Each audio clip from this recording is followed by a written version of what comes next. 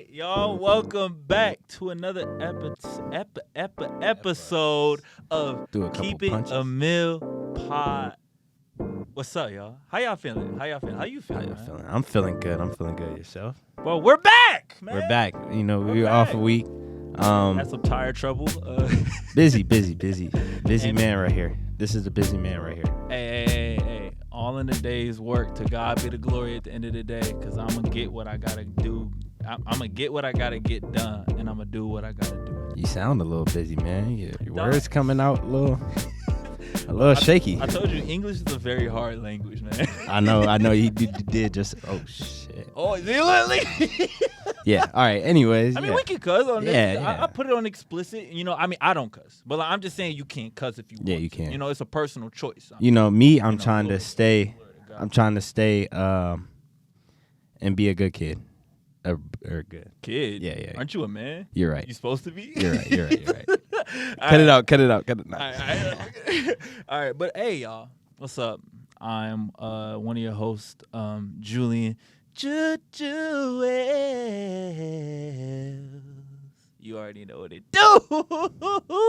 I ain't done that in a while, man. It's your boy Tommy Tre, man. I'm gonna cut him off. You know, enough of the singing stuff. I'm gonna cut him off though. It's Tommy Tre, man. You know, and yeah. That's better. That's Little better. That's better. Little better. It's a gradual. I had to cut you off. I gotta add a little something to it. Also, that's the thing. You're just gonna right, and you're just gonna cut me off. Yeah. Go right into it. Bask in my greatness. Yeah. That's gonna be the new Bet that, intro. bet Just that, cutting bet you off mid Hey, scene. what's been going on, man? What's been going on in your life, man? Like, what's up? What's popping? Man, Brandon Whip just hopped in. one thing I need to say is I need to get in the gym, man. Oh, you ain't been in the gym, my brother? I mean a little bit here and there. I'm not gonna. Yeah, I do need to lock in. Okay. I need to be in the gym though. I have been slacking. What about you though? Anything? Hold on, no, pause. Hold up. When was the last time you were in the gym? About a week ago. A week ago. No, I'm just saying. Nah, probably like 5 days ago, to be honest. days? Yeah, Alright. it was a little minute. I went last night. I had to give me some quick runs in. Oh yeah, how was? Bro, you didn't bring the shoes, did you? Oh my gosh, bro. Oh, I got you, though. Oh my god. Are we going out to watch the game after? Maybe. If not, yeah. I don't know. I mean, it depends on how long it takes us, do all that other stuff and everything. I'll be around. But, I'll be around where you are, sometime. I don't know. Hopefully. But for me, it's like you were just saying. Like I've been busy. Like as soon as I get off of work, I'm going straight to an event. Like Monday, I went to a music event, open jam session thing. Got to sing a little bit. Felt so good to sing, but I didn't know Really? the words. So it was. So sometimes I was just like, but So that- wait. What was it? Like it's an open jam. So Like- basically anybody could come up and sing or bring up their instruments and play. Where was that There's a at? band and everything. It's in it's literally like it's not too far from this. It's in a Greenfield area. So we're Oh, okay. and so it's not far. It was a nice little thing, but I was already tired because like my work schedule goes is like I work Sunday and then I work Monday and then I work Tuesday and then I'm off Wednesday, Thursday. Then it's like Wednesday's like my day. I don't really do much, and then Thursday I'm ramping back up. I work again Friday, and then we gotta do this, and then I might be out, and then got family time in between. So like I Tight get off schedule. work, and I'm going straight to something else. Yeah, So- it sucks because you might not want to go to that something else at that time. I mean, but like it's all things that are something else that is like towards my career or Facts. towards my It's benefit. spiritual development or towards my like being with family or working out or just a lot of things that pertain to me. Like Thursday I did like an acting workshop type thing. Like cuz I told you before, I want to do a lot of different things. As long as it deals with entertainment, Yeah. that's what I want to do and using my voice. So you got to hone as many skills as possible, and that's one of the reasons I came home in the first place. So I'm just blessed, man. I'm just blessed sure. for real. But to get started, man, to get really started for real, at the 4:30 mark right now, we have the Milwaukee Appreciation segment. You already know how we start off every episode with this type of thing because it's it's a part of us. It's one of the things that one of the reasons why I keep it a mill is to name the reason why it is. And for this time, I want to go, what are your favorite places to go during the holidays in the Milwaukee area? Or like favorite things to do? Because actually, I was just for my job, there's a study that said that majority of Wisconsinites they spend an average of 13 plus hours with their family during like the holidays and everything. And it's the number one way for all family for people who like to spend time in the holidays. So like number one, number one like thing to do or place to go during the holiday. During the holiday. I thought it was gonna be like a store you shopping wise. Okay. I mean, it could be anything. I mean, if you like going shopping. Well, obviously, family is a big answer. Probably like the main answer for me too. Like do what with family? Because everybody does different things. It's not even like for me. More so, it's just spending time, and I got a little sister too, so she's a little pain in the butt, but she's funny. But no, mostly just spending time. And yeah, that's really it. Just spending time. That's a big key. Cause like for me, cause when I say that, like spending time, like like you say the other day, you was when I was younger, I used to like play games and stuff. But like now, as you get older, it's more so just. I feel like it's not like more of a bonding thing. It is, but it isn't. You know what I'm saying? It's just like, the fact that you're there. I'm more. Yeah, it's just the fact that I'm there. That's a big part. I think that's big. I think that's one of the main things when you get older. Cause you don't have as much time. So like, it's just the fact that are you trying? Are you being active? Are you saying hi every now and then? It's one of the things that I struggle with. Cause like true. Everywhere that I go, I'm on go all the time. Like the first month or so I was here, first month that I came back, like I was able to be a little bit more there with everybody and do more. But now, it's harder to do it because of the fact that I want to pursue my career. I want to continue to do good, stuff. but I'm still trying to put different things in, like trying to go to grandma's house to do this and help out little bro and stuff. Have him open up and be with mom and dad and and stuff like that. And I'm rarely home just like how they are now. So, it's because you're all getting older, so it's natural for you to find different things. We just have to make time for family. But like in terms of the holidays though, like what we used to do, we go sledding. Or we would go the Christmas lights downstairs too. I mean, not downstairs, but downtown. The Christmas lights. Oh yeah. I just drove past it the other day and saw it. And that's always a nice thing to do and everything. Have you been over there? I mean, I work right over there, so but I didn't like walk over there. Yeah, though. But like I thought about it. It's been nice the last few days. It's been like 50 degrees. 50 is like pretty 50 warm too. Like, crazy, crazy. Yeah. And on December 9th, it's like 49 degrees. That's like kind of insane for real. But I mean, yeah. So it really is just the sledding. It's the sledding or going to see the Christmas lights. Mm-hmm. And every time I came at home, like especially during college and stuff, I always ended up going to the ice skating place for some reason. Ice skating, indoor. The indoor Pettit, one. The Pettit. Indoor. Yeah. The indoor. Where is that at? The Pettit, the Stadium Center area. I don't know where. They got like downtown. In downtown. Yeah. It's not that. It's really like right around the corner from where we're at right now. That skating arena outside, they turned that into ice skating arena, right? I have little no ring idea. ring arena. I have no idea. I think they do. Yeah. They have a outdoor little skating park. I think I went to it once. I just thought about this, but is that Bucks game on Christmas? Is that a home game? Who do we play? We play Knicks. I would assume we have a home game since we were the number 1 seed. But then again, they did make it a one series further than we did. It is in Madison Square Garden. Wow, they did us dirty. Of course, it's gonna be a Madison Square Garden. We about to cook them. I know, but I mean, why would you want to hear it when it could be a Madison Square Garden? I guess, whatever. Either way, not to talk down on. No, I get it. I understand. But have you ever been to Sunburst? Sunburst. It's a sledding place. I feel like I have.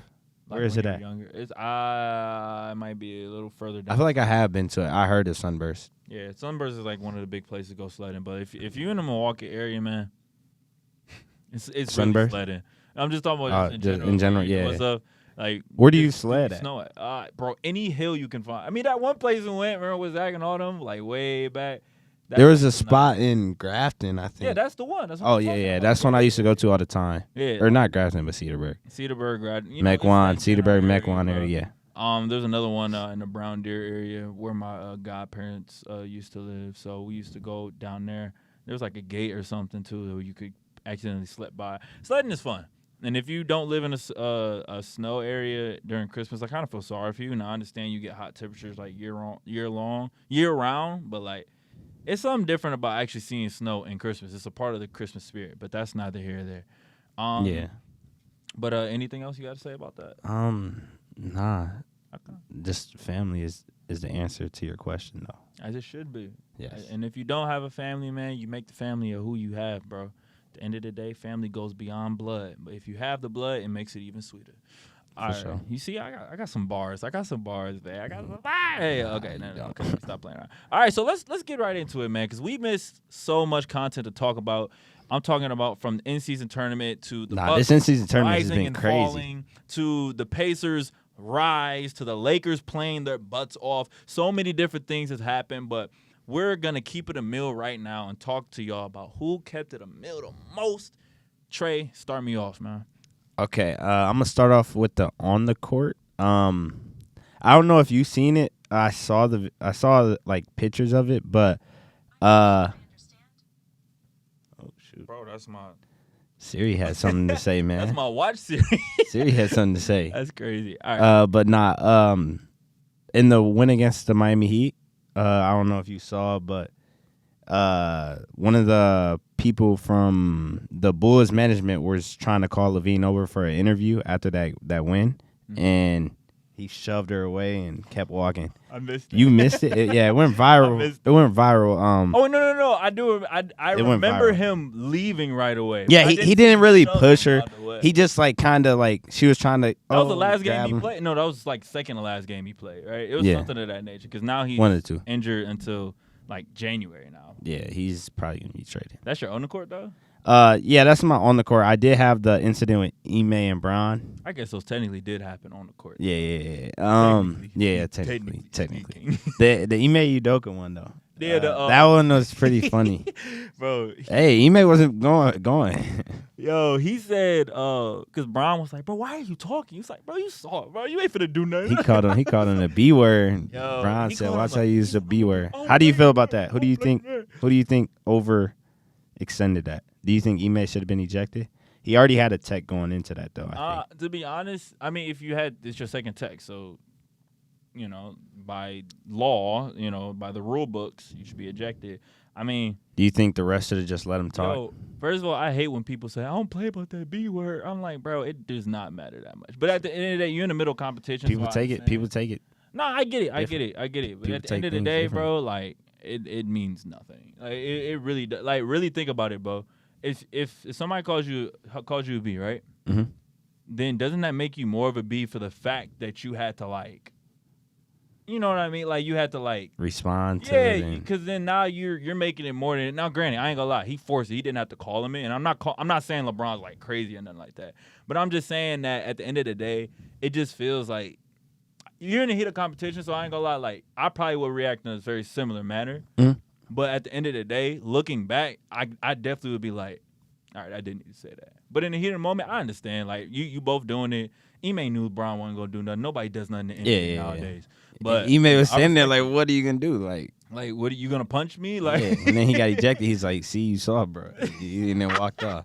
Nah, Ime is funny though. That was funny, though. I want to take a second to shout out the Rockets though. They've been playing really good. Yeah, no. Did you see that Dylan Brooks? What was he doing? He was the stare thing, and Ew, Jamal is Murray that like a next to him? pregame routine Yeah, that it's a nobody's pregame, ever yeah. seen or It's a something? pregame like, routine. I'm pretty sure he's like get focused. Does he do that every game? I would assume Because so. I just saw that video and I didn't even know he did that. freaking Jamal Murray's just standing by him. But nah, they've been hooping, bro. They've been better. They just blew out the Nuggets. Crazy. So a lot of people going into this season was comparing this Rockets team to like the Pistons team. I know I was. I don't know if you were.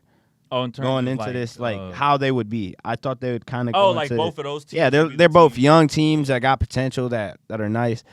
Well, The big Rockets, difference low in key, coaching, clearly. yeah. And Monte got that bag, and I thought it Monte looks- it's was- looking like Monte got that bag, and The it might Pistons be are out. pretty good for a second there too. That's a crazy. Yeah, thing. yeah. They were. Well, I mean, one of our they underrated should. teams. Yeah. In the beginning of the season, they were solid. Not elite, but they were solid.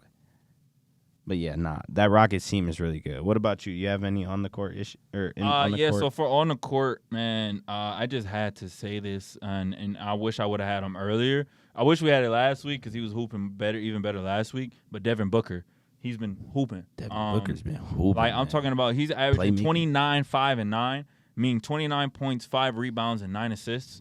From a He's shooting literally guard. a point. Yeah, he's point guard basically. At this point. Yeah. Now he's point guard for sure. Also, Grayson Allen had a crazy game against the Lakers. They ended up losing the game, but In the he in-season played tournament game? pivot. Yeah, the in-season tournament game in order for Lakers to move on. Yeah. That was a whole nother thing. Nurkic That played ball. bad. I wouldn't even know, bro. I was like kind of but I saw Grayson Allen make like 3-4 threes, and I was like, what the heck happened?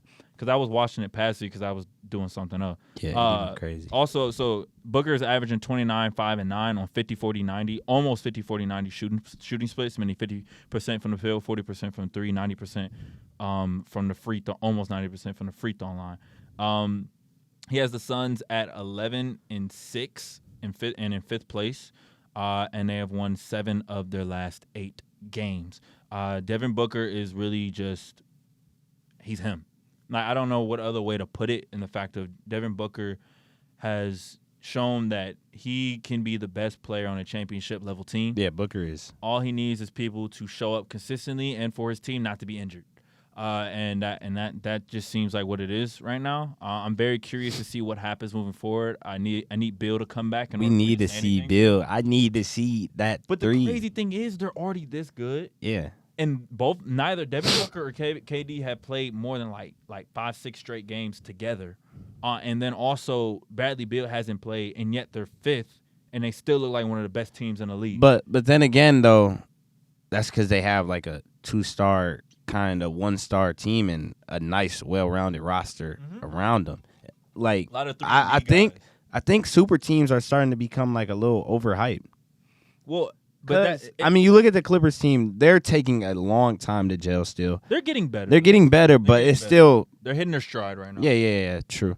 But like, and in teams like Milwaukee, we have 4 elite guys that could be 1 through 3 on any team. I'll say 2, and then I'll put We got 3 2 because I have guys. 2 halves, and Brooke and actually. But Brooke could be a 3 on any team. Okay, how about it? I'll say Chris could be a I'll say 3 on 3.5. any team. I'll say 3.5.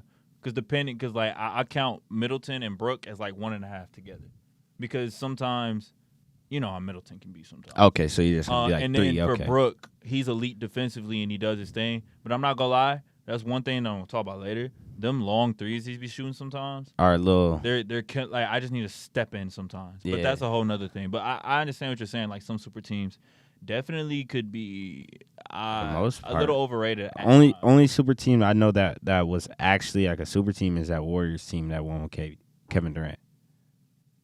Oh wait, we said the only one that was actually like a That was good.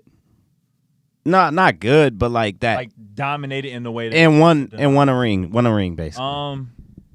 Well, since him there hasn't been, but even before that you had the Heat that actually won, and then you had the Celtics that actually won.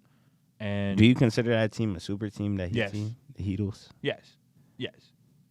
Chris It's Bosh. a big 3 Yeah, team true, type true, thing. true, It's the true. same thing with Boston. Yeah, they got to Um, figure it out. But I would say the Heat were the first like legit super team, I'd say. But Boston was the first, and then it upgraded with the Heat, and then it got worse and worse with every single team that happened with after that. Because they was Then trying it to was rush the it. Warriors after They that. said, "Screw it, we don't care who go with who. We need you." Yeah, people who don't even be fitting each other all the way. But it's crazy because that Nets team still could have won the championship if they weren't injured. So, True. I still don't know what could happen though, because at the end of the day, you know, only time will tell, and time has already been told. So hey, but another one that I had, you know, because I gotta get them all out because we missed last week. And you already know what I'm finna say, bro. The best point guard in the league at the moment right now, Tyrese Halliburton, averaging 26 points and 12 assists on 52% from the field, 44% from 3, which is freaking insane, and 88% from the 3-point line. That is almost 50-40-90. Halliburton. Tyrese Halliburton, bro. And in the in-season tournament, he's averaging 27 points and 13 assists, which is 1 up in both categories for points and assists, meaning he is at least elevating his game somewhat. But when you're playing at his level, you're already going crazy as is. And then also, guess what? 51, 44, 88. So he's only going 1 percentage point back in terms of his field goal percentage. He's still putting up crazy numbers, and they're undefeated in the in-season tournament. This Tyrese Halliburton, he's like Magic Johnson with a shot. And that shot is ugly, but it'll go in. That shot is ugly, but it will go in. He's literally Magic Johnson with a jump shot. And LaMelo kind I just do you compare it? Do you see it a little bit? I see it a little bit. Yeah, Tyrese just a lot more mature. I like Tyrese more, He's but more Tyrese mature. has a better team as well. Yeah, true. He has a better team, but mature because I think Tyrese Halliburton played 3 years in college, if I'm not mistaken. It was 2 to 3 years in college, so there's a little bit more. Where did he play at in college? Because I know he was from Oshkosh. Indiana. It was a school in Indiana, if I'm not mistaken. It was like a mid-major, so like nothing crazy or anything. But I know he went to Oshkosh North. Huh? He went to Oshkosh North. Where? Wisconsin. Yeah. Yeah, I know he's from Oshkosh. Okay. So, where Yeah, the Bucks no, that's play crazy. right now. I mean, not the Bucks, but the Herd play. So. Yeah. But Okay. Tyrese Halliburton is like, he's him. Like, simple as that. It's crazy how he changes the games, bro. Did you see that stat during the game yesterday where he had like 28 assists through that, including and that? no turnovers, Yeah, right? no turnovers. Yeah. That's crazy. He's good, man. 28-0. His touch, he's got that change in pace that you always need if you're going to be an elite guard or an elite wing nowadays too. Actually, really elite player in general. You got to be able to change speeds on the dime. He's good. He's good. Yeah, he has to be one of the best players on the court in general. Top 5 guards right now.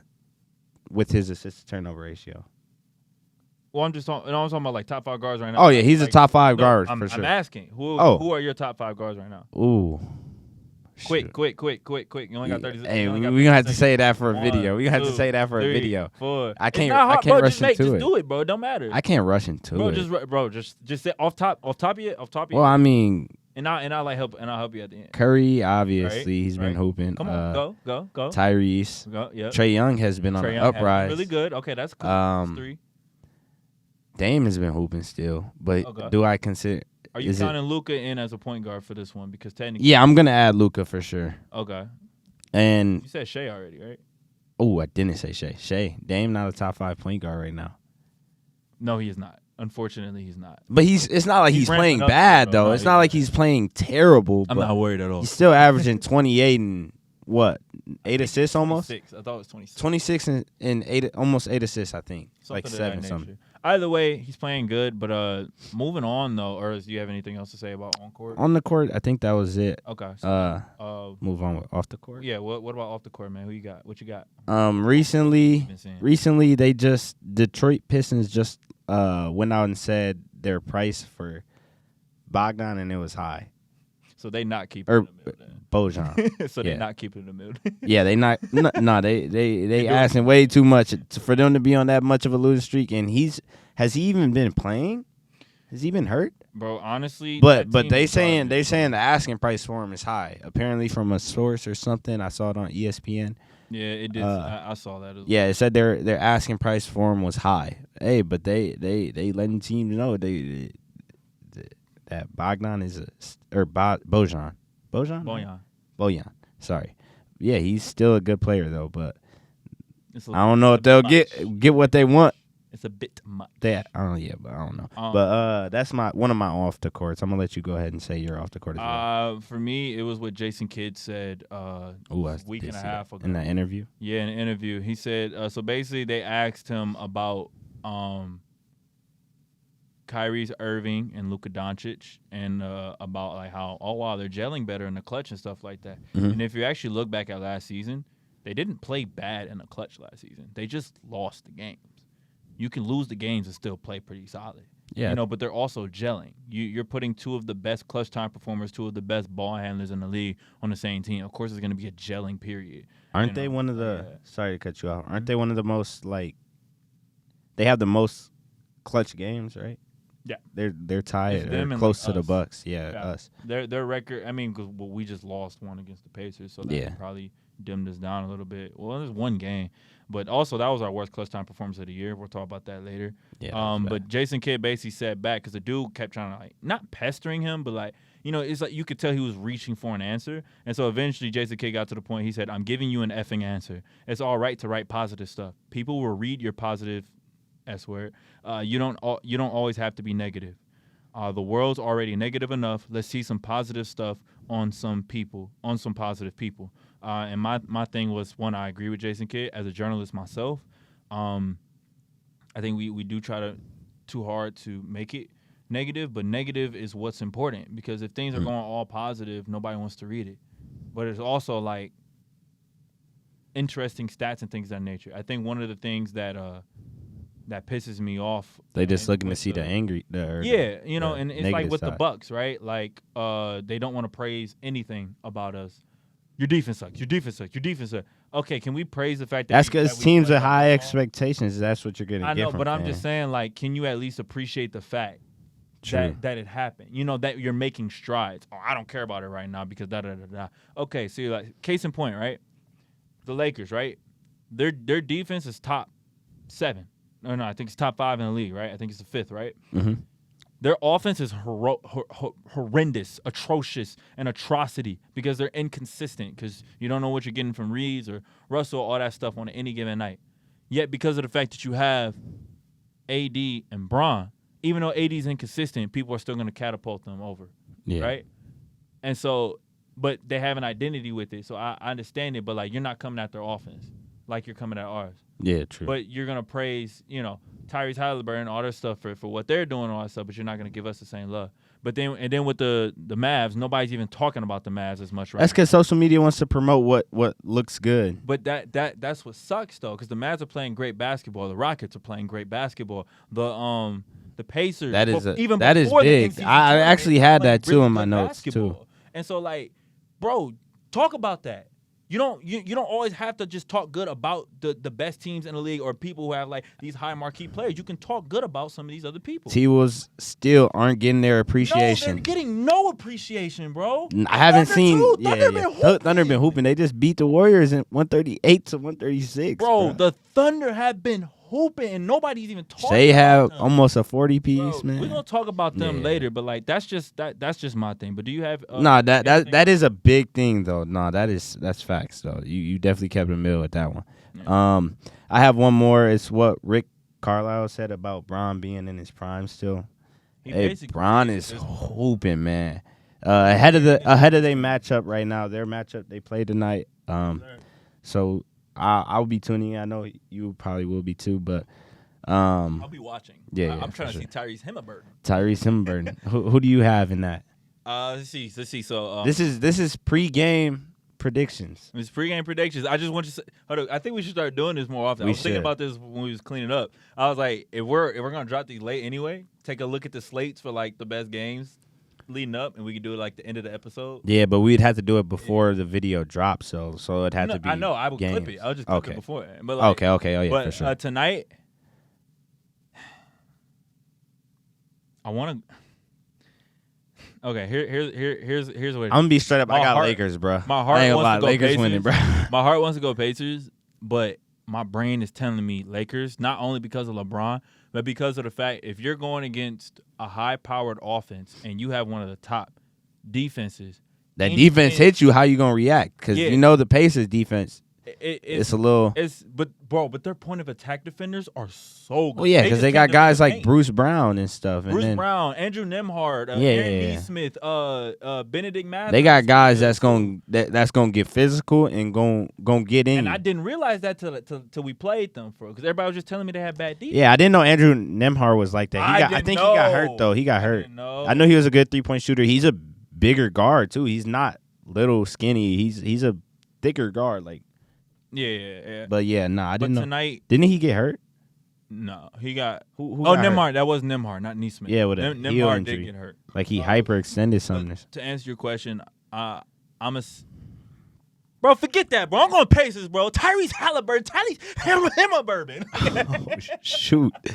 Man, I got Lakers, man. I ain't gonna lie, as much fun as the Pacers been so far in this in-season tournament, which I think has been very good so far, like watching wise. It's Bron, bro. It's gonna be hard to go against Bron. And this is the first in-season tournament, and he's been preaching to all those other young guys in the locker room, yo, we're doing this for y'all. Look out for us in the long run. Y'all got to put in the work. We going to put in the work to help y'all get this. So I think he's kind of been preaching that in him a little bit. Who? You talking about Brian? Yeah. And it sucks because what the point I was making before I started spazzing it was that I know that even though the Lakers have a top defense, they have the potential for a top offense. They're just inconsistent. Yeah. And so that's where I'm like, their players play good though too. Game, but I mean, their benches. That Pacers team is good, bro. They have one of the best benches in the league. I didn't realize that also. Yeah, Tyrese said it. But moving on to really the big games, we just talked about Lakers versus Pacers, so we already got one part of that. But in terms of the big games that have happened over the last 2 weeks now, technically, the Pacers versus Celtics game where Tyrese showed everybody who he was. That was his first nationally televised game. His first ever nationally televised game, at least on the page. It was his first ever. It was his first ever one. I know that. Yeah, Pacers versus Celtics. That was a phenomenal game. Lakers versus Suns. Kings versus that was a solid game. I watched part of it. Bucks versus Knicks, so we scored 143 on the third best defense in the league when we actually are hitting shots and actually are playing legit basketball. And then Bucks versus Pacers. Isn't that the highest scoring game this season? For us, I think. What's the highest scoring game so far? It's like 150-ish, 140, high 140s. It was that Hawks game we were talking about. Has that even been scored in the All-Star game? All-Star game was at like 170 before then. Oh, okay. Oh, yeah, because of that. Pacers versus Hawks. Oh, yeah, that was one of the. That was 157 and 152. So, but yeah, out of all these in-season tournament games and everything, which one would you want to talk about real quick? In season, I have a couple of. Well, I want to talk about the Lakers and Suns game a little bit. I know we talked about it a little bit for the most part, but that Lakers team, they're getting healthier. What's up with Gabe Vincent? Is he still like injured? Okay, yeah, but they just got back. I mean, Vando back anyway. So yeah, who? Gabe Vincent. Yeah, he wasn't. But they're getting healthier, though. They just need to get more consistent with their guys. Mm-hmm. Depth-wise, they had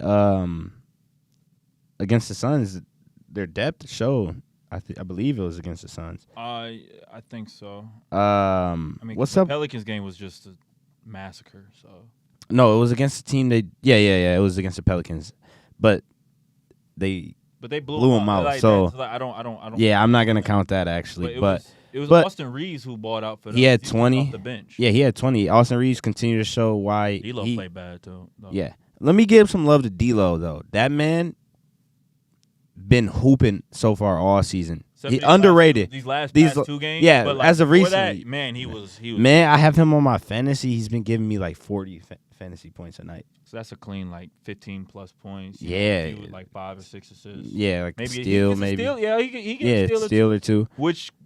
For D'Angelo Russell, I wasn't expecting that. Yeah, he's been hooping. Shout out to D-Lo though, he's been hooping. And yeah, I just want to give credit to that Lakers team. They're still a top 5, top 6 team right now. How is LeBron doing this, bro? I don't know. Like Rick Carlisle was saying, LeBron's basically still in his prime. And it's not like they're like us with close game too. It's not like they're beating teams like sometimes a good amount close, but for the most part. They went on a stride They're on a win streak right now. I think right now they won 2 games. Oh, how many 3 games? I think. How many games did they lose though? The Lakers are, I think they're 6 in the West right now. I think. Yeah, they're 6. The Lakers depth is starting to show too this season. It's 5th now. Man, but they're it's 3-game win. Yeah, they lost to OKC. Pretty bad. OKC, man. OKC, they are tough. Nobody's talking about them, and it really pisses me off. Yeah, and I have that as a game as well. Let me get into that game. the OKC, or just talking about OKC in general. The OKC and Warriors game, the 138 to 136. Oh, the most recent game. Yeah. OKC is so tough. Shea had 38. J-Dub had 28.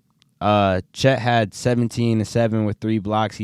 Chet has been in a little shooting slump recently. Everything else has been solid about his game. He just he's shooting 20% the last 5 games from 3. Who, Shea? No, Chet. Chet? Oh, Yeah. okay. So he's been in a little shooting slump, but they still been able to get wins, as you see. They just beat. Chet does more than just shoot. Yeah. He got 3 blocks, 7 rebounds. He hit a clutch 3 though. He does hit clutch against shots. I wonder where he is in clutch points, because they had a couple clutch games. I ain't gonna lie, Chet and Wemby, they both some clutch centers, man. No, yeah, for sure. And then the Warriors, man, in that game, Wiggins didn't come to play like that. I think Wiggins should come off the bench. Kuminga should start. They do the same thing, kind of, basically. Kuminga's just a little younger, and he's been showing. I mean, Kuminga, let me see his last 5.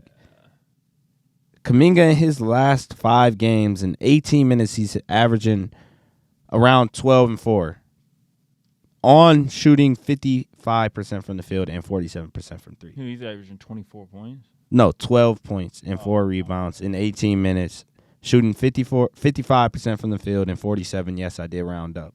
But yeah, he's been hooping, man. Yeah, it seems like the Warriors are just some average team at this point. Which really sucks, because they're one of the, have one of the greatest, if not the greatest, point guard of all time, on their team, and they just are not playing well. Yeah, true. They're just not. They're just not playing well, and it's highly unfortunate that is the case, but that is the case. Curry is fighting for his life out there. Yeah, he's struggling. Having Lou Dort on you and all those younger guys too in that game. And he still was doing his thing. Still had 34. He out there need a breather. Real talk. If I'm the Warriors, somebody got to go. Clay? That's the only tradable asset. He's on Clay's on the last year's deal. Last year's deal, so you're freeing up money anyway.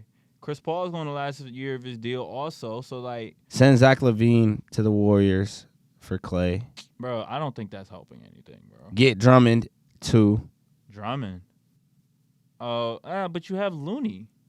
Get Drummond off the bench. He's playing on the bench right now. They do need size. They need size. They need size. Drummond's not height-wise, but he's a bruiser down there. I don't know, bro. He's a turnover machine. No, they don't need no more turnover people on that Warriors. You got Chris Paul, though. Bro, It'll help slow it down. They did such a stupid turnover late game. The Bulls? Curry. It was just a terrible pass. It's they started the fast break, and he passed the terrible pass, and then they intercepted the ball, and then Thunder got the momentum back. Yeah. I really don't. I don't know what's wrong with that team sometimes. Yeah, that team had a run. They had their run though. But I want to these two. Well, really, the 2 Bucks games, and then the Pacers Celtics game. First the Pacers Celtics game. Tyrese, this was the first game where everybody knew for sure on the national stage that Tyrese was that guy. Tyrese is coming to take and that he already spot. had the stats to back it up, Mm-hmm. but it's the fact that people saw it for the first time. And then once he did that, he came back the next game against the Bucks and did the same thing. And then he talked with it. And then pointed at his watch and said, "I'm him." That should have been my on the court shoot. He was balling. I ain't gonna lie, bro. I hated it. Blood's doing his thing, bro. And it's great to see, because these young guys, man, y'all might not want to talk about. Y'all don't want to talk about Shea. Y'all don't want to talk about Ant a whole bunch. Y'all don't want to talk about Tyrese. Y'all don't want to, or the other Tyrese as well. You don't want to talk about, man, hold on, I'm forgetting somebody, bro. Shade. Chet Moore too. Shade. Bro, I can't even think. Oh, this Orlando Magic team with Paolo. You don't want to talk about Paolo. You don't want to talk about Brunson as much as you should be Brunson. They are. Dang, I can't even think about it. Bam Adebayo. You don't want to talk about him. You don't want to talk about I got more. Hockey has been hooping too, bro. Tommy Hockey has been hooping too. Tommy Hockey, shoot. But he's been getting a little credit though. But all I'm saying is, bro, y'all need to talk. These young guys are coming, bro. I understand, bro. I get it.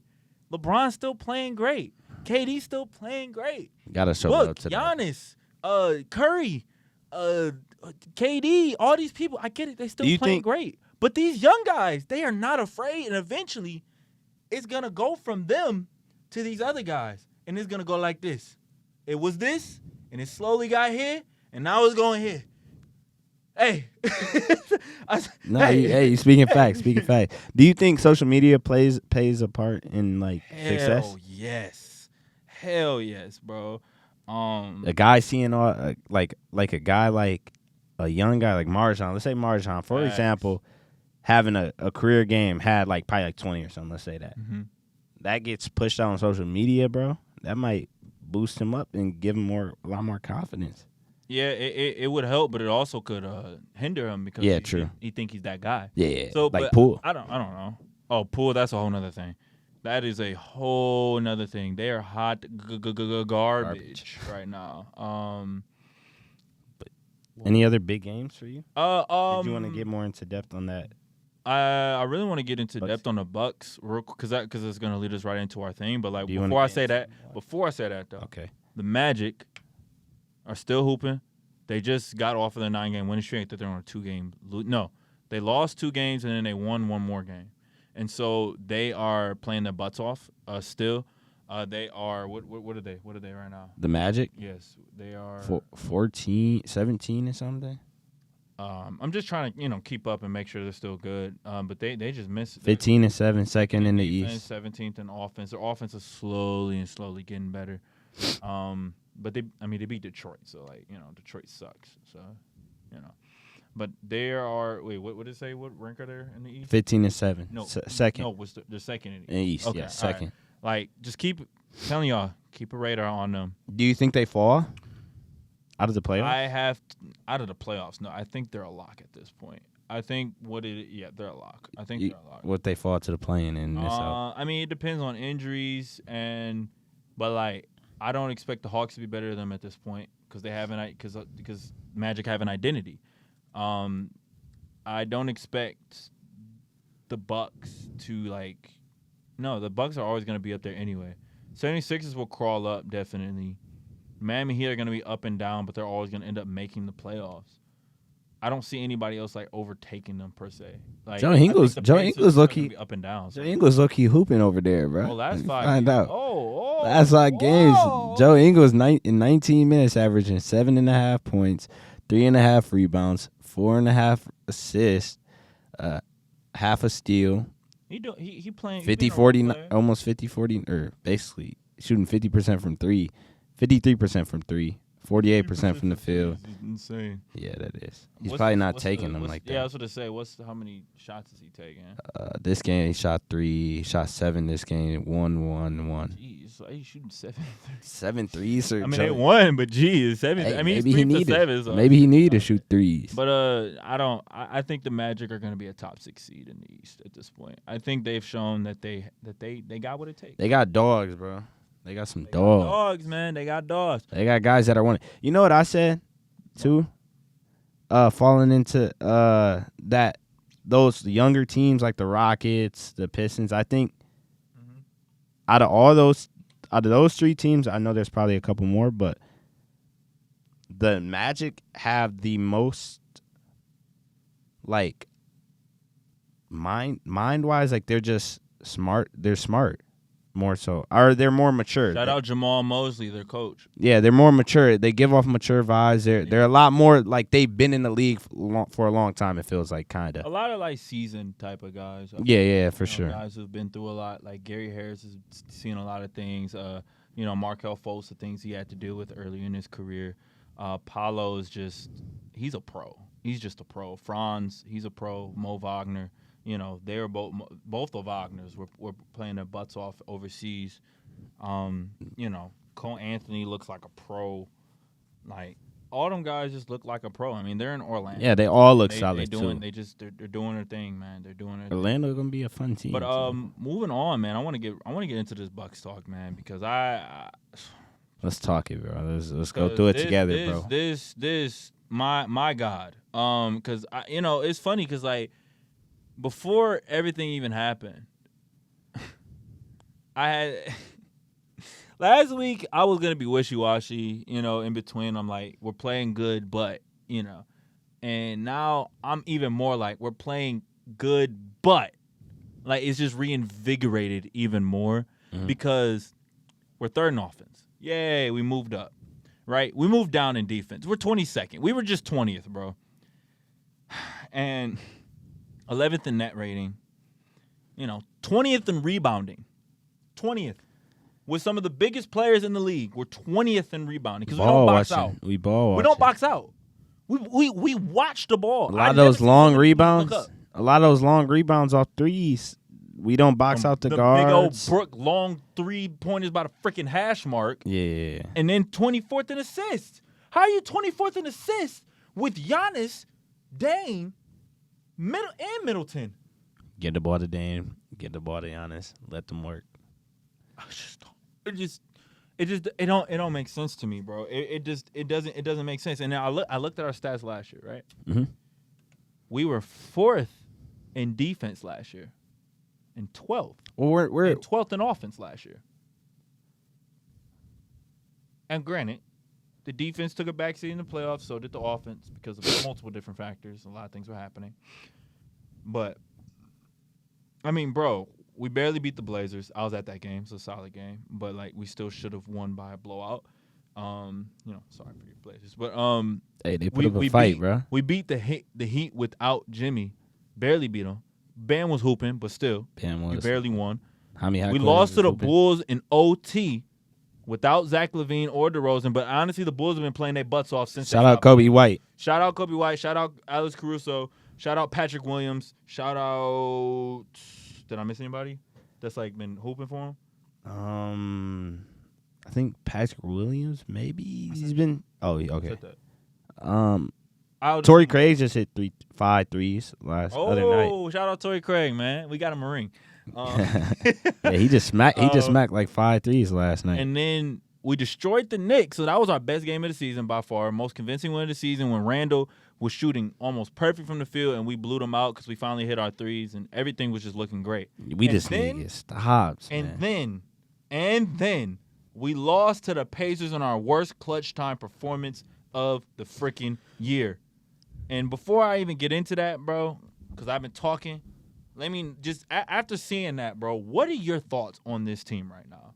Okay, so I think we just go through spurts like during the game where we just collapse mentally, like offensively, like we just take quick shots.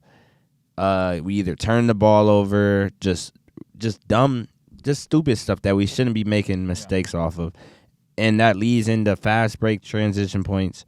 We got to search that up. Like, what are we in? In fast break? Yeah. Oh, it's on here. I got it. Yeah. You keep talking. Yeah, we just turn the ball over carelessly. And then, obviously, a big issue with us is we're not getting stops defensively, too. So, all that is playing a part, I feel like, in us losing. Normally in transition, like, if we do get stops, it's like one time, and it's that Giannis chase down block once or twice he'll get in the game, or maybe not even at all in the game. But yeah, just that offensively, our plays don't look like we'll have plays that are good, but like nothing that's like, okay, yeah, you can't stop this. And we should be able to have that with Giannis and Dame in that pick and roll, but I think a part of it is kind of the coaching. Maybe. Bobby went out and said what he had to say to Chris Haynes, I believe. He said it too because Chris Haynes reported it. Oh, the Bobby stuff? Yeah. You seen what happened? Yeah, Do you think that should have been kept in the locker room? It shouldn't have been leaked. That's my opinion on that. But I like that somebody said something. Facts. I hope because that's embarrassing. The way that because it seemed like a very winnable game. Campaign played terrible. First of all, Beasley shouldn't even been in at the end of the game. He was playing one of the worst games of the season. Shooting wise, yeah, he was. Because at that point, I'm putting in Marjon for defense. Or like if we had Jay Crowder, I'm Man, Jay Crowder. we are missing the hell out of Jay Crowder, man. Dude, get back soon, man. Dude, We need you. Him. I mean, even Pat, just like another a vet that knows that doesn't make mistakes like that. Beasley didn't do anything wrong. No, he just didn't. He wasn't hitting, and if he's not hitting, he tries hard on defense. I have it in my notes. He tries hard on defense. Nobody's knocking him on that, but he just doesn't have the capabilities to do so. Play elite level defense like a Marjan, like an Andre Jackson Jr., who keeps playing like 1 minute in a game. Adrian Griffin, what the hell are you doing? And Marjan should be getting more minutes. I don't get it, bro. Yeah, Marjan. I don't get it. Andre, we need to see more minutes out of them just because we need to start trying other things. Yeah, because, like, at the end of the game, I think we were talking on the phone earlier, but Giannis had 37 points, but he didn't even get the ball in the fourth like that. I did see one time he got tweets. The ball in the fourth. He passed it out right away because he was trying to get a three and stuff. And I'm like, bro, you had a one-on-one in the paint by yourself, and you passed it out. And I rewatched it yesterday, and I'm looking at it again, and I'm like, we're one of the most. I just got so pissed because I'm like, why would you do that? We're one of the most efficient teams when it comes to shooting the ball. It's just we just go through spurts of just what are we doing? Offensive. Still low, very low in the league in field goal attempts. Yeah, true. We turnovers, bro. Attempts were 18th. What are we in turnovers? And turnovers were 14th, so it's middle of the pack. But still, we shouldn't be turnover. Like our turnovers, I think it's not the fact that we have turnovers; it's when we have turnovers. It's like moments. It's just spurts. Yeah. Like it's just boom, and then a team will come back, fight back, put a close game, make it a close game. We'll go out and get the lead by 8. They'll come back again, like because we're just doing dumb stuff. Like they'll just come back again, and then it'll get to the point where it's the last minutes, and now we're having to put so much pressure on Dame, which we know what he does. Put so much pressure on Giannis, which we know what he does, and it doesn't work in our favor a lot of the time because we're getting put in the moments, like we're putting ourselves in those moments. So, but yeah, we just need to get. I think maybe it's the coaching. Coaching is definitely a part of it. Because how do you I still don't understand why we're not running these pick and rolls sometimes. We have, bro. Here's a quick stat, right? Not even a stat, sorry, but Giannis. No, actually, this is a stat. I don't know the specifics, but Brook Lopez and Dame have run more pick and rolls than Giannis and Dame right now. Like I think, and Brook has been hooping, and I love that, but. Again, Giannis had 37 points going to the fourth. Nobody on that Pacers team can guard him. Now, granted, Nesmith was doing not Nesmith, Nembhard. No, it was Nesmith. Yeah, Aaron Nesmith was doing a really good job on Giannis. But again, I just said he had 37 easily. There's no reason why he shouldn't have been getting the ball. Because my thing is, if you run a Brook and Giannis, if you run a Brook and Dame pick and roll. Yeah, fouls late in that half, too. Yeah. And he was Nembhard. Nesmith. Yeah, he had 5 fouls in that fourth, and we were still being passive a little bit. There was moments where we tried to attacked him. Yeah. But Giannis is useless on the wing, especially if you don't cut him while Brook is an actual threat on the wing. If we run a pick and roll and then have Brook on the wing or on the corner or something. And the thing is, Giannis is when he does his pick and roll, he's not a hard roller. He's ready to get the ball. He surveys what he has in front of him, gets the ball, then makes his move either with the Euro, with the long layups, the and one, dunking on somebody. That's where he's kind of in. Have you noticed that he actually? I just realized this. Have you noticed that he runs his pick and rolls with Chris, with Dame and Chris 2 different ways. With Chris, he'll run straight to the rim usually. But with Dame, this season Chris has been throwing it. Hesitate a little bit more, and it's very interesting to see that. I mean, I know it's a trust fact. They've been playing with each other for like 9-10 years. True. But like, I feel trust like him and just be like, you don't need to make a play right now because Dame is gonna make the right play. You know, and that's what it feels like. It feels like he's trying to have control. Whereas with mid, he'll run straight to rim, no questions asked. Chris is the type of player that then again that he's gonna tell you, yo, get in that spot, bro. Get there. Like there's moments in the game where you see, like, I know it didn't end up in our favor, but when I know you mentioned it prior to like starting the pod, but when I was talking about when he waved off Dame, but he got a turnover. That pissed me off so bad. Right after he waved off Dame, because he tried to pass it to him last second. Yeah, that was last just second. A terrible pass, and you had they tried to set action. Bruce Brown. Bruce no, Brown they was on him. So they tried to set an action. Chris went to the wing. He's dribbling it, being the decoy. Chris Brook comes up, sets the screen on Dame. Dame comes around the screen. He came off it softly, not aggressively, and Bruce Brown jumped it and got it. It was a terrible pass. Yeah. That was such a bad pass. It was lazy. We play lazy. It was like, I don't know what I'm actually doing right now. Let me just give the ball to Dame now. You could have just got Dame the ball in the front court, and it would have been so much easier. But because of the fact you didn't do that, you made it harder. And then that was the nail in the coffin, basically. I think that is what made them go up by 3 at that point. No, made them go up by 5, I think. Yeah, that really messed us up, man. That really messed us up. We had a lot of like key turnovers. Like, we're not a terrible turnover team. We're a terrible turnover team in moments. But that's been a historical thing about us. We have bad turnovers in big moments sometimes. And we haven't been that bad this year. It's like, just spurts. We have bad moments. Sometimes where it pops up, and you're like, you got to nip that in the bud now because, bro, first of all, there's no reason why Dame shouldn't have the ball. Give Middleton the ball in certain spots so that he didn't even have to dribble a lot. Get him right into his spots so then we can run an action right there or get him in his ISO position. Let Dame dribble the ball up the court. Let him survey. Let's call the play. Then we can run it. Like, there's different ways to do it. Middleton, you don't have to have the ball as much anymore. And you know what I realized? I think Griff needs to start putting in players when we need them. Like, we'll go throw in Dame and Giannis when Giannis is normally doing what Dame is sitting there cold.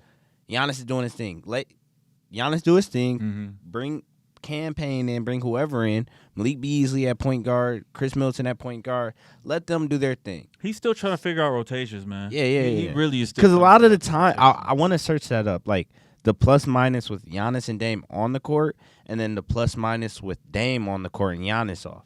And then the plus-minus with Giannis on the court and Dame off. Because I feel like with Dame on the court, there's, like, when I'm watching a lot of the games, when Dame is on the court by himself, it's Dame time. And other guys are doing what they need to do. Dame is going to knock down his threes and do what he does. Yes, when he's in with Giannis, he's a decoy, he's being a decoy. But we got other guys that can be decoys and can knock the 3-ball down, too. Not as high as a clip as Dame, but, yeah. I think Dame is way more better with being ball dominant and being able to do what he wants. Feels comfortable. And not have to worry about, let me try to give it to Giannis. You know? And Giannis is the same way. Giannis is a player who plays comfortable when he's that guy. I agree. I agree. Look, I'm actually looking on here, and the first one that pops up for the Bucks are Damian Lillard and Lopez. Then after that, it's actually Malik Beasley and Brook Lopez. Jesus. Before Giannis and are those some of the highest plus minus? Yeah, the highest in the league. But if I go to KCP and Jokic, shout out to them.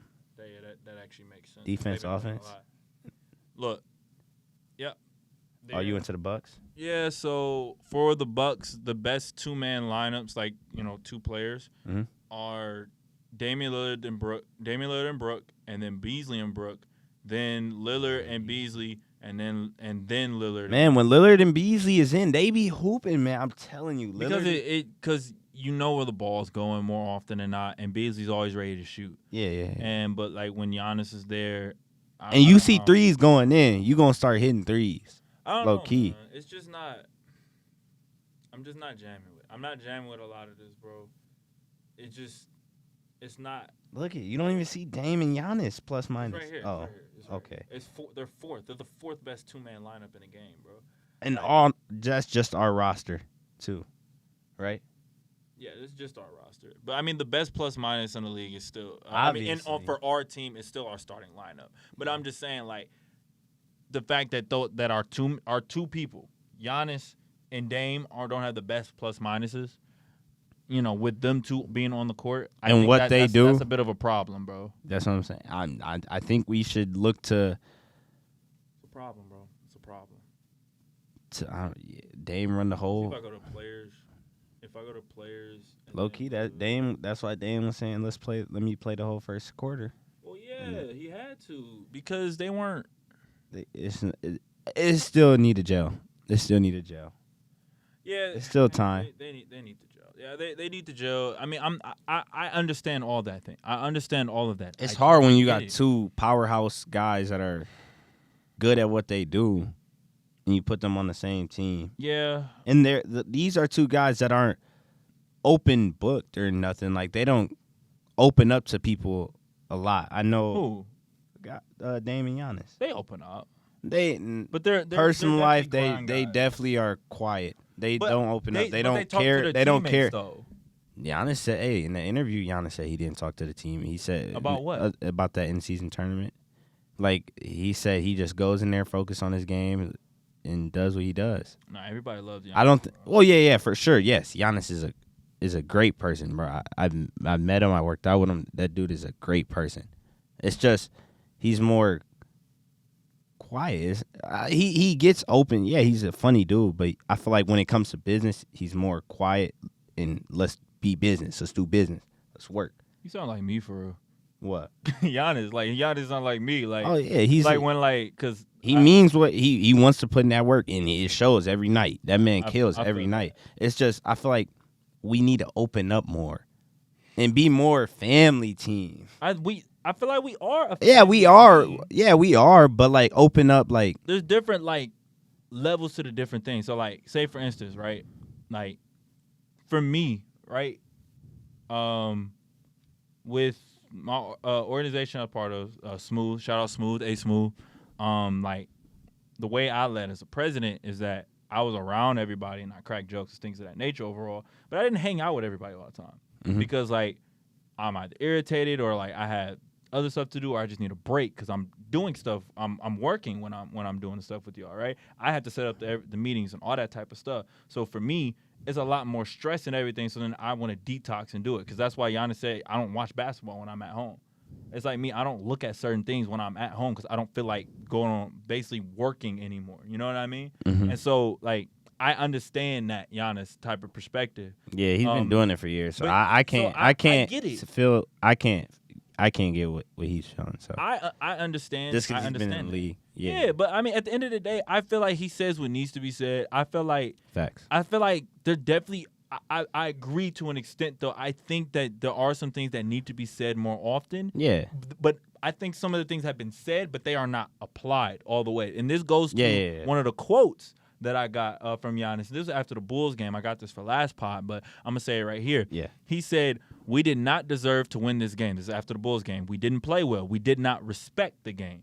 There was times we played hard and we were able to get back in the game. But at the end of the day, we did not have to be in that situation, in my opinion. I think Chicago played harder than us. They moved the ball better than us. They executed better than us, and they defended better than us. So they definitely deserve the game more than us. We can't just rely on our talent to win.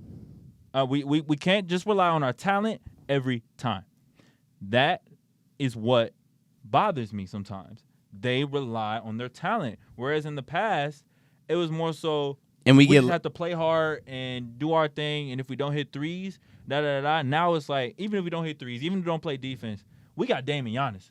We get lazy, and then that falls into the spurts of us having bad possessions of offense and defense. And it's a little bit of a struggle for power at times because you're trying to figure out, do I give it to mid? Do I give it to Giannis? Do I give it to Dame? And then they do their thing, get a bucket, but then we just got to go through those. We just got to get rid of those spurts of just bad play. And also the bench is wishy-washy. Okay, I'm not going to disrespect the bench. The bench has been hooping. Oh, no, But it was recently. No, hold on. No, you got to listen to this. Bobby Portis has been terrible the last 5 games overall. Oh, yeah. 8 Recently, points, they've been bad. 6 rebounds, 44% from 3, 16% from the 3-point line. He has not shot great from the 3 at all. And I ain't going to lie, if we went over these stats last week, you better be glad I erased them. They were even worse. I think it was 6 points and 6 rebounds and like 23% field goal percentage. Like, it was not good. It was not good at all, bro. Like, and then, like, even in that Bulls game, Dame scored 17 points in the first half, but finished with 18 points. But he had 13 assists, but terrible turnovers at the end of the game. Then Beasley plays terrible against the Pacers this last game. 7 points, 25% from 3, 33% from the field. If he's not scoring, bro is borderline useless. Cameron Payne, don't even get me started on him. His last 5, he's 8. He's been he chooses when and when they choose when and when not to play good, and it's just like they're on and off. Yeah, they're struggling to just make basic plays sometimes. Campaign they're has overthinking it, and they don't know what their identity is. The Pacers know their identity. We Lakers do need know their identity. And like when we had that crazy game against the Knicks, I'm like, we found it, and then we go against the Pacers again. That is true. And y'all act like y'all didn't just do great the last game. What is our identity? You're doing too much, and that's what is it? What is it? And that's why everybody keeps talking about the Lakers more than us, or some of these other people. That is more than true. Us. I just saw talking about it too. What's your identity? And like on paper, and then after that Knicks game, I'm like, maybe we found it. This is it. But then we play the Pacers, and then we just act like some things just don't make sense. Yeah, I just saw somebody talking about it with the Warriors. It might have been Richard Jefferson or somebody. They was like, "What are the Warriors' identity? We don't know. That's why no one knows." Yeah, they're fun. I 100% agree with that though. They used to be. We definitely don't have identity. We need to. What is it? If our strong suit. Our identity. What would you say?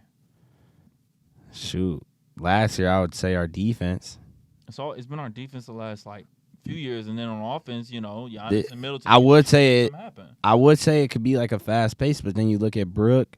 Our pace is not that. We could be high. It's just we have guys that are good that don't fit that though. Like we have guys that do everything. That's our identity, everything.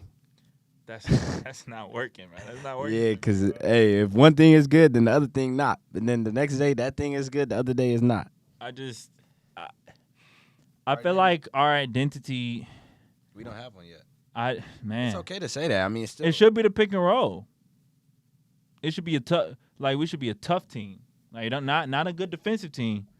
Like, but just a tough team. Yeah, we should be a tough team. A team that's tough, and we gonna get physical, and we gonna do what we do. Exactly. We about business. Like that's what our identity should be. But like it seems Drewski like our said. identity. I'm dead. Stand on business. Like Drewski said. That's what C.J. Stroud said too the other day. He's like Drewski, yeah, I'm gonna stand on business. When he got to a fight with Alex Highsmith or somebody. Right, yeah. But yeah, I had to say that. Our identity should be. It should be just that we play hard. Like grit and grind. That's what grit and grind. We should be something similar to that. We don't have the same defensive capabilities, but like I just feel like we should be a hard playing team. We should be a locked in team. Like mentally, we should be able to score at you at all levels. That's what our identity really should be. We should that we can get a bucket anywhere on the court. That Giannis is going to kill you right there, and then Dame's going to be able to shoot a 3, and then you got Brook who can go on the inside or the outside. You got Middleton who's a killer in the mid-range. He needs to shoot more mid-range shots. And then you got shooters all around everybody and people who can make plays. That's what our identity should be. But it seems like they're trying to figure out how to use themselves when just play to your strengths. Stop trying to try something new. And also, another thing that pissed me off, this is my last thing. This is my last thing about the Bucks. Why the hell was Brook Lopez by himself isolated off a switch off a screen? Why the hell didn't you double team him? Please tell me. Oh, with Tyrese at the end of the game? Please tell me why you didn't double team him. It happened at least 4 or 5 times. Why are you letting him go one-on-one? Why? At the end of the game. Throw a double team. End of the game. There's no reason. Did they not learn from last year?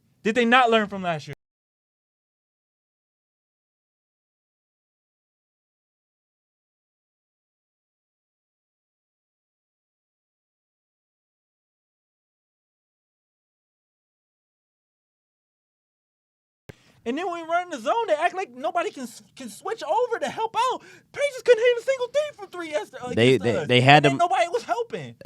we like when teams get that momentum, like they had that like they sucked the momentum out of us that game at the end of that game. Pause. That sounded a little sus. But yeah. The Lakers against the Pelicans took all of their energy away from that game. Defense. Brandon Ingram ended up with 9 points. Zion ended up with 13 points. Zion's a whole nother story. Zion's playing like actually. Zion looks out of shape. Per usual. Like it ain't nothing, man. I was watching that Lakers game. Man, that man built like a dang. I don't even know what it feels like at this point. Yeah. I don't know. But I got him on my fantasy, bro. Zion, just get a little more in here, man. That's why you're shape, man, because you're nice. Out of shape. You're nice out of shape. Imagine if you're in shape, just like Luka was. Bro, that's crazy, bro. He's nice out of shape. Imagine if he's in shape. That's Charles Barkley. He flying. That's literally Charles Barkley, bro. Hey. That's fine, though. But Charles Barkley got in shape because his seniors got on him. Yeah. Zion ain't really got no legit seniors on his team with him, bro. Did you see that interview with him and Brandon Ingram? Looked like they were high, bro.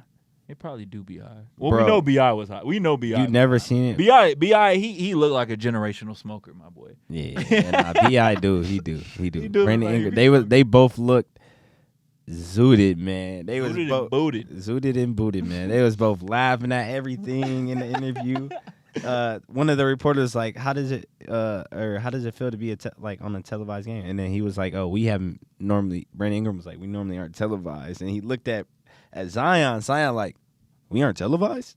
I don't know, just happy and aggressive. Ingram's all calm, and then it's just funny. You gotta check it out. But is there anything else you want to say about the Bucks? Because I feel like we're moving in the right direction, but just at the same time, it's just the growing pains suck now because you just know you're close to getting it, but they're still not there. Just work on getting those spurts taken care of, and then we're still gelling. Just the big thing is those spurts, like where we just do dumb stuff. Yeah, that's the big thing I've seen watching Bucks basketball. Give Dane the ball. Give Dane the ball, bro. And if you're gonna give it to someone else, they don't need the ball until like half court, bro. And in their spot, wherever their spot is. Bro. Yeah, true. Run the Damon Giannis pick and roll, please. But next, man, under the radar, team of the week. I'm gonna just get it out the way for me. It's the Thunder right now for me. Top 7 in offense and defense and net rating right now.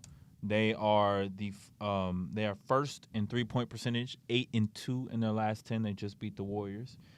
Shea is averaging 36 and 6 and 2. Yes. Last 5? No. This season? 36 points? No, 30 points. Oh, 30 I was points, like 36. 6 rebounds, 6 assists, 2 steals. That's still tough. 30, that's MVP. 36-6 and 2 steals? Yes. Hey, man, Shea keep moving. Hey, they got their star. They got they big 3. They just need to gel a little bit more. And they're already efficient. I ain't lie. They could go at it. They are second in the. Nah, they're like 4th. I believe. They're second in the West. Oh, second, bro. I got Thunder too, though. I got Thunder too. You know, Che's averaging 17 points, 8 rebounds, 2 blocks on 50, 40, 87. Also, Che hit numbers on 54, 36, 92, bro. Like, Jalen Williams, 17, 4 and 4 on 50, 35, 88. Like, they're all efficient. They're one of the most versatile teams in the league. They're running actual offense. Shea is unguardable. They got players shooting 39, 40% from 3. Like Isaiah Joe will come in and smack 5 threes for him. Lou Dort gonna get up in your best player. Man, imagine Lou Dort on the Bucks. Pause. Yeah, imagine Lou Dort on the Bucks. We just need one. I just need like one solid defender, bro. Get rid of him. No, I'm just saying. You guys like Middleton? Nah. Can we get OG? OG is probably going to OG from Sacramento. Let me stop. OG going to Sacramento. Probably. That'd be the perfect fit for him, too. That would be. Perfect fit, bro. There's no point in trading for him, though. They can get him in free agency, probably. True. Because they ain't got a lot of people on the contract like that. It's Fox and what's your name? And their tradable asset is Harrison Barnes. Actually, they could send Harrison Barnes. Monk and Herter making money, too, aren't they? No. Monk and Herter? Monk is not making that much money. Herter, He's making like 15, I think. Did they sign Monk? Or did they trade for him from the Hornets? Monk? No, they didn't trade for him. They signed him. Malik Monk, I don't know what his contract is. Malik Monk. Davion Mitchell they got. He's on rookie contract still. Who else they got? So JaVale McGee. $19.4 million, but like it's over after this season. So meaning he's gonna. Oh, he's a free agent. Yeah. I wonder if he'll be back. He'll be back. That's his home. I like Sacktown. I like Sacktown, and I also like another team. I forgot. But Sacramento, they just a fast-paced team, bro. That are fun. Yeah, I love Sacramento. I like the fact. I mean, that's why the Bucks just need to get that swagger. We need that swagger. I think I got my swagger back. Yeah, we definitely need that swagger. You got any other under radar team? Yes. Let me check. I have the Magic. Obviously, well, they're not really under. Do you consider Magic under the radar still? We had talked about them earlier. Yeah. I just think they need. The Magic just need. Yeah, this is what I said about them. They have older-minded players. Like their younger players are older-minded. Mm-hmm. Lakers are cruising right now in the middle, a little ahead of like the middle of the pack in the Western Conference. All their players are getting healthy. We talked about them. What happened to Christian Wood too? He's been fought, man. He was doing good at first. Yeah, low key. I don't think bigs do well with AD. Besides Boogie, as far as of recently, bigs because they're just getting inconsistent minutes. But then they want the big, so at the same time, which doesn't make sense. Yeah, like that happened with Dwight Howard, and Dwight Howard mentioned it. Something about like his like minutes being at 8 minutes. I can't do nothing in 8 minutes. AD, y'all want to play through AD. Y'all can't really play through me when I'm in with AD. So like the minutes I'm getting are just not me being able to do anything. He got a ring though. He did get a ring. Got a ring though. The T-Wolves also, like we said, they aren't getting their appreciation. So I just want to give them a little second. They still have the number one defense. Still, they're in the middle of the pack of offense, and they're in the middle of the pack of 3-point percentage as well, which is really good to have a number one defense and in the middle of the pack of both of those. With Mike Conley, bro. Their net rating is 7.9, which is second in the NBA as well. Mike Conley is the reason why their offense runs the way that it does, bro. He just makes the right play. The perfect guard for them. Yeah. And I was low-key discrediting them. Yeah, I was low-key discrediting him. But he's assertive. He's not a guy that's going to try to take shots from you. He's a guy that's going to want to see the team better. Yeah. No. So he's going to do what he needs to do to make the team better. And sorry for discrediting Mike Conley earlier in the season. I was talking trash. I was they need to get rid of Mike Conley. But yeah, he's been hooping. Nas Reed has been hooping too.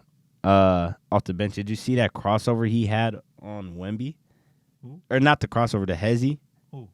Nas Reed, that backup big for the. Oh yeah. Hezzy laid Wemby. Oh my gosh, the Hezzy was so nice. Kyle Anderson was still a great pickup for him, and Shake Milton was a great pickup too off the bench. Other than that, under the radar teams, not really any. Pacers are not under the radar anymore. Shoot, they done had. They're still under the radar though, but because they done had Tyrese Halliburton dad on TNT with Shaq, talking to Shaq. Yo, hold up, I gotta say this real quick. First of all, they're first in offense, 29th in defense. I love them. First in assists, 6 and 3-point percentage, 10th in net rating. Right, great point of attack, finish, all that stuff. Right, got it. We talked about that earlier. Mm-hmm. My thing is, they were meat riding him on that broadcast, bro. I ain't never seen meat riding like that. In a while. Yeah. No, and I love Tyrese. They had his pops He's a on Wisconsin there. kid. No, that part I'm cool with. Yeah. But it was the stuff during the game. You know how many times they replayed that layup over Brook and everything, bro. Like how many times that's so amazing let's just keep replaying it. I ain't gonna lie, that's elite. But they were dick riding. I'm not like real talk. They was dick riding, bro. Like they was gassing. I don't think they said any like legit good thing about the Bucks that whole game for the most part. And we played a really good game until the fourth quarter. Yeah, that fourth quarter. Especially that third quarter, we was balling. They said not one good thing about us like the whole game, and it's honestly irritating. And because they're just mad. They're mad that we got Damian Lillard. I'm convinced. But that's a whole nother thing, bro. Yeah, Whole nother thing, bro. And because it's a small market, and they got him another small market, and he's actually having fun. So it's cool though. Did you see what? I should have had that as a off the court keep it a meal moment. What Kyle Anderson or not Kyle Anderson, Kyle Kuzma said about small market teams. What he say? There was a tweet somewhere he commented under and was like, small markets don't matter anymore in the NBA for players. Oh yeah. Oh, it don't matter. Yeah. No, because social media is all that stuff. Yeah, social media is but worldwide. It still matters at the same time when it comes to like these big television programs and everything. Man, it's getting worldwide. If you got a star, you gonna get some TVs on there. But I'm talking about like in terms of who the talking heads talk about, like from national standpoint. I mean, but that's why people are watching people like JJ Redick through the wire. Like I watch them. Paul George gives love to and watching us. Watching us. We give love. That's why we got under our team. Who's keeping it in the mill? Of course, we talk a lot of Bucks, clearly. Yeah. But we're talking about people beyond just our team and giving them love because these teams matter and these teams are really, really good. And to be honest, and I think I speak for a lot of us when I say we don't care about the Lakers as much as everyone else does at this point. Y'all are shoving it down our throats anyway. No, and I'm not saying pause. Because pause. But that's what they're doing, Lakers, and then I still gotta deal with the Knicks, and it's the Knicks, yes, they're a solid team, but you're talking about them as if they're one of the better teams. Go talk about the Sixers. Go talk about the Sixers haven't been getting talked about at all Magic, since Harden. The Magic. Go talk about Thunder. Go talk about the Pacers. Go talk about all these players, bro. Not just because they advance in the tournament, but during the regular season when they're playing good too, bro. Best believe, if there's drama on that team, they're going to talk about it. That Sixers team, they was talking about that all season. For sure, man. Harden. For sure. Harden this, Harden that. They're not even talking about the Bulls drama as much as I thought that they would. The Bulls been hooping recently. That's why. I'm talking about even when they were playing bad, they still don't even talk about it as much. It's just because the Bulls suck, and they always suck.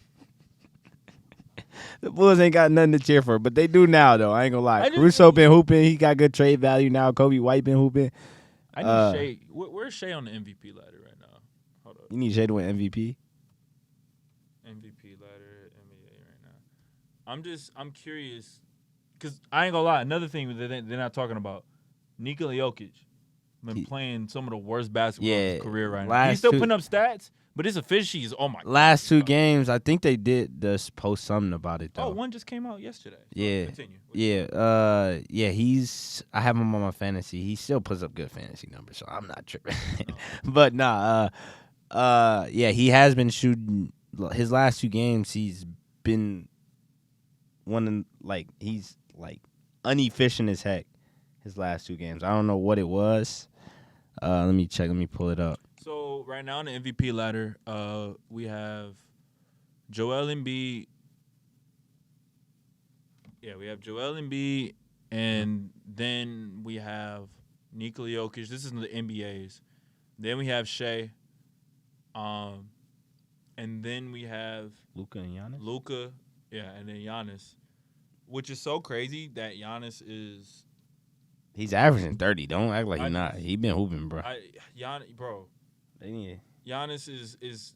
Wait, who is ahead of him? Luka. What is Luka averaging? Luka is averaging 31, 8, and 8. You can't top that. I ain't gonna lie. But Giannis is averaging 30 points, 10 rebounds, and 5 assists. I mean, Shea is averaging 35 and 6, and then Jokic 28, 13, and 10. Jesus freaking Christ. 13, 11, 10. And 6. That's crazy. Hey, I told you, he still put up the fantasy numbers, boy. I tell you. He do. Because Jokic is him. Because his last two games, he shot 9 for 26. Terrible from the field. 34% from the field. Damian Lillard is averaging 25, 5, and 7. I just feel like it should be higher than that. Points. Sorry, continue though. Jokic shot 9 for 26 against Houston in that L. 9 for 32. 9 for 32 against the Clippers in that Never L. seen him take that many shots in my life, bro. And I watched that game too. I've never seen him take that many shots and miss. And it was some shots I'm like, there's no way he missed that, right? And he just missed it. 28% from the field against the Clippers in that loss and 28% from 3. It's insane. Yeah. It is. He's But, still at a plus minus of +1 though. I mean, I'm not worried about Jokic and stuff. I'm just saying if you're gonna crucify us, then I'm gonna need you to keep the same energy for everyone else. I don't think you should be crucifying anybody. Drop that MVP ladder. Drop Jokic down. Let Shea get that spot. To be honest, in my opinion, I would have Shea at the top of my MVP ladder right now. Shea or Luka. Oh yeah, I would have. In my opinion, I mean, Embiid's still hooping though. Don't get me wrong. They putting up crazy numbers, but team success is a big part. My God. Moving on though. Or did you have anything else to say about that stuff at all? No, that was it. Okay. Oh, another thing, because you mentioned the Lakers, I want to read off the stats for them. 23rd in offense, 5th in defense. LeBron's averaging 27, 7, and 6. They play, and for some reason, they play their best ball when something is on the line. It's just true. It's facts. It's Rick's. And then they live for the big moments and they're getting healthy at the right time. They play lockdown defense, inconsistent offense. Talked about that earlier. Mm-hmm. But I mean, when Reeves plays, Reeves has 15 plus points. I don't know what the record is, but I'm assuming it's pretty good. I mean, it's like how the Bucks were before they lost the in-season tournament. We just go up another level when we have something to play for. And this game, that was just one of those growing pains games. And if it was a 7-game series, we would have bounced back and we would have, I think we probably would have blew out the Pacers in the next game. But it wasn't a 7-game series. It was single elimination March Madness. So. Which is low-key, I like it a little bit. No, I love the in-season tournament. It's been a huge success. Is that our next topic? Are we we kind of covered it earlier. I mean, we could talk about it a little bit real quick, though. How do you feel about, the games being in Las Vegas? I hate it. I hate it too, man. I ain't gonna lie, bro. That energy was unmatched when that Indiana game, yeah. And then same for that Lakers game or the other game. What game was it? I forgot what it was. It was Suns Lakers. It had to. It was a team. No, it wasn't Suns Lakers because that was. Was it Suns Lakers? It was another team. Who are the Lakers playing right now? They're playing who'd they play prior to that? To get into there. And then before that, it was the Suns. Oh, yeah. So it had to have been the Suns game. It was the Suns game. It was the Suns game. Yeah, but that energy was unmatched. I ain't gonna lie. Shoot, he was even lit in the Bucks when he was mollywopping New York. Yeah, it was lit. I was at the game. Oh yeah. Tell me about it. That game was good. That game was good. It was packed. It was lit. That game was lit. They need to have it more so. Keep it in. I think they should keep it in. And have some sort of ranking system where home court advantage, stuff like that. Yeah, you maintain home court advantage. I think they might need schedule games. So it's they start off with only 6 teams in the bracket, right? Right. On each side, low key make it just like the playoffs, but not without the play-in. Oh, yeah. I want to see other teams in there, too. I don't want to see just 6 teams. It flew by pretty quick to me. I mean, that's because we weren't paying attention as much at the beginning when it was actually in-season tournament games. Yeah, I think true. Because of the fact that we know what the end is going to look like, I think next year we're going to pay attention more. True. To that stuff. Yeah. It's going to matter more.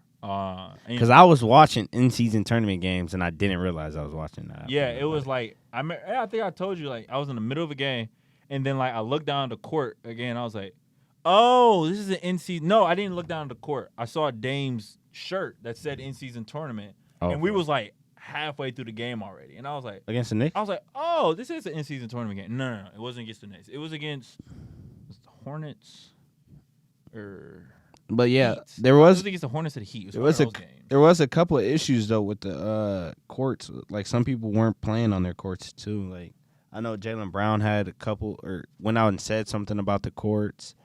Badly done or something? Yeah, badly. It wasn't. One of them covered up a hole in the court. I think we talked about that last episode. Really? Remember there was a hole in the court covered up by a napkin, and one of the players put his foot down through it, and it was in garbage time. So it was a player that doesn't play as much. But I don't recall that. It's still that was crazy. That was. Yeah, I didn't see that one. I gotta see that. But yeah, nah.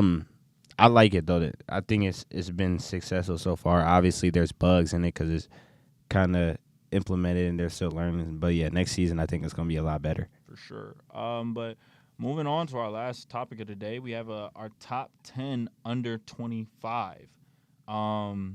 And yeah, I'm gonna just get right in it. I think we should go from number 10 and work our way up. We don't have to spend too much time on it and everything, but let's just get right into it, man. To start off, man, you already know Alfred Sengun. That's my number 10. He's averaging right now 21 points, basically 9 rebounds, 6 assists, 58% true shooting percentage. He is the engine for that Rockets offense. He is doing his absolute thing right now. He basically he makes the right play. He plays bully ball. He keeps that Rockets team going. Like that's my guy that I have for number 10 spot. Any objections at all? I like Alfred Sengun there. I like him there. He's been solid this year offensively, and his defense is underrated. Yeah, it's a solid. He's a solid defender, and that's good for a young guy. He's 20 years old. To have solid defense, that's good to have at that age. And his offense is still coming together, and it's getting better. As of last year, it's been way better offensively. So yeah, I like Alfred Sengun at 10. All right. Then who's your number 9? Number 9 will be Paolo Banchero. And we talked about him earlier. He is one of the best young players in the league. He was the most NBA ready player for last year's draft. From last year's draft, he was the most NBA ready. He came in and he did exactly what he wanted to do. He played his game. He played his game. He does his thing. I love it. Number 8, Wemby. I know he's a rookie, but man, he's good. Wemby that high though? Yes. Wemby that high. Number 8, yeah. That's pretty high for Wemby. Listen, I got the full list, bro. You can rearrange. So team success is not involved in. Hell no, I'm not talking about team success. I'm talking about are you good, and are you contributing to that team success, or like is the team being at a detriment to you? Okay. This list is based off potential, but mostly based off of play as well. Under 25. Okay, right? Yeah. Okay, Mobley is Next, nice. I have Chet Holmgren. Chet? Yes, Chet. Dude, I think you're leaving him. And number 7. Okay, you are saying potential too, so. I'm saying potential as well, right? Mm-hmm. Then I have Zion. He was higher at first, but I took him out. Why'd you take him out? Well, he was top 5 the last 2 games. Yeah, he was 5th. He was 5th at first. After that, I got Tyrese Maxey. But then you say last 2 games. That's not predicting. You're going off his last 2 games. No, because of the fact that I see that he's not disciplined. Oh, so when I see that, I add that into it and being like, you have the potential to be that well, but do I think you have the mentality to tap into your potential continuously? Okay. And that's where I was like, all right, no, all right, I like it. Then I have Tyrese Maxey. Maxey's balling. Number 5, who's just change of speeds, can be able to shoot the 3 and drive to the rim at an elite level. It's just unmatched. LaMelo Ball, that's my number 4. LaMelo high. He's that good. But it's potential, though. No, you remember it's off potential. Who has the most potential? He's that good. So you think he has that potential to be? He's already a top guard in the league. The Charlotte Hornets suck. He's the only reason they're even relevant. So that's why I have him at number 5. Okay. And then I have Ja. He would be higher, but because of the fact that he's not playing right now, he should start playing. Man, I need to see Ja, bro. 3 games he should be. Yeah, he should be back. I did just see something on him, but too. But Ja, when he plays, is a top 5-ish type player in the league. So, top 10. I said top 10-ish player in the league. So, yeah. Then I have Ant at number 3. What's understood don't have to be explained about Anthony Edwards at this point. He's just that good. Number 2, and I had him at this position even before the Pacers started taking off. Tyrese Halliburton. Okay, so you're saying you're not a bandwagon. I'm not a bandwagon. No, I already had that beforehand. I saw it already. I saw the writing on the wall. He's that good. And then number 1, Luka, because it's freaking Luka. Like, what? There's no reason to say that. So based off of, like, this, what I just said, right? Alfred Şengün, number 10. Paolo at number 9. Wemby at number 7. Chet at number 4. I'm sorry. Chet at number 6. Wait, 10, 9, 8. Fudge. Şengün at 10. Paolo at 9. Wemby at 8. Chet at 7. Zion at 5. Tyrese at... What the fudge? Wait, 1, 2, 3, 4, 5, 6, 7, 8, 9, 10, 11. Jesus Christ. I suck. That was 11 people. 11. Şengün just didn't make the cut then? Yeah, Şengün or didn't is Paolo not making the cut? Şengün. Şengün? Yeah, that's unfortunate. Dang, so he's the runner-up for 10? Yeah. How do you feel about, like, Jackson, Jaren Jackson? Do you think his? Is he close in that? No, echelon? not based off what I'm seeing so far right now. Because I added in this season along with like potential and stuff. And based off of what I've seen, like I see you looking at a list right there. You gotta see what's the date on that. This is actually pretty recent. Well, what's the date? December 1st, 2023, updated. They ain't even counting this other week. I mean, Jaren Jackson did just. Jaren Jackson. Why? But yeah, Jaren Jackson possibly up there as far as I think he might be over, like, Şengün. As far as everybody else. Yeah, potentially. How old is he? 23. Just because he has a lot of stuff on his accolade already. Accolade. Definitely, yeah, nah. I like the list though. I get why you put Wemby and Chet there too. Yeah, because I'm saying, like, I just feel like a little bit of more potential. I mean, maybe I shouldn't have put potential in there. Because if we're going off now, well, then JJJ would be in there. Wow, they have Tyler Hero solo on this list, 19. It kind of makes sense. Ooh, whoa, they got Anthony over him? That would T Hero been hooping. Josh Giddey over Jalen Green is insane. Josh Giddey is insane that high. 16. But Jalen Green, I mean, he been on and off, so I kind of get it. Yeah, he's not consistent. But what if you had to change any like the ones on my list per se, like what would you who would you change or anything? It seems like you're leaning towards putting JJJ in. As far as everybody that made the top 10, I like it. It did throw me off a little bit. Maybe I would have had a little bit more of, like, this list has Scotty Barnes in here. Maybe I would look to put him over like a lot of the guys. Like maybe Zion might fall out my list. That's the only person I see falling out is insane. Just because, bro, potential wise, bro, I'm tired. Hey, his whole career we've been seeing him inconsistent. But I've seen him whenever he does like. Yeah, but are we gonna get that? You don't know. Are we gonna get that? There's players that Bennett. We've seen Anthony Bennett, number 1 pick, former number 1 pick. That's different. We've seen potential. He didn't even last the season, bro. I know, but okay, we've seen potential. There's other guys that's done it in the league who had a 1 year. Zion's had like 2 years where he's been named an All-Star. I think it's in 2 years he's been named an All-Star whenever he plays, bro. Whenever he plays. But he's been playing this year. And we've been saying that with AD. We've been saying that with AD for the longest. But AD actually lived up to majority of his potential. No. Not majority. He could have been. Man, AD was compared to be that guy when he was drafted, bro. He was that guy. Yeah, I don't know about that, overall, man. He's playing next to LeBron. I don't. Okay, so if he had his own team and being that number 1. I mean, he never really had. The one time he did have help, he had number 1. One time he did have help. I'm saying him as the number 1. And they did pretty good. And then he got injured again. The most they did was a second-round exit. And they beat my Blazers 1 year in the playoffs. That was mainly because of Drew. Yeah, Drew was sitting on Dan. Drew was sitting on that. But no, I like your list. The only person I probably have close to out is Zion.